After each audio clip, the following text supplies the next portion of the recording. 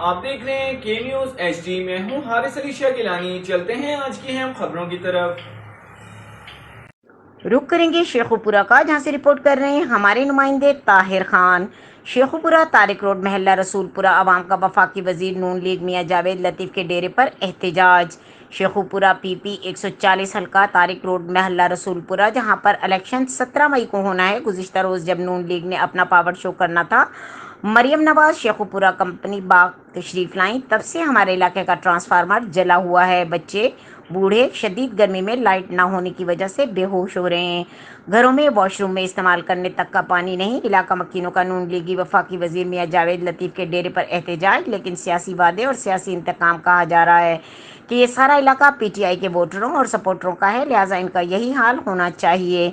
लेकिन अवाम का कहना है कि हम कल मरियम नवाज के जलसे में मौजूद रहे और जब रात को वापस आए तो हमारे घरों में बिजली न थी।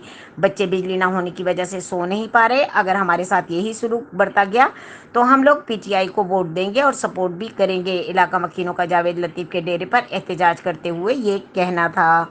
मज़ीद खबरों और अपडेट्स के लिए हमारे साथ रहिएगा। तब तक के लिए अपना ख्याल रखिएगा। अल्लाह हाफिज।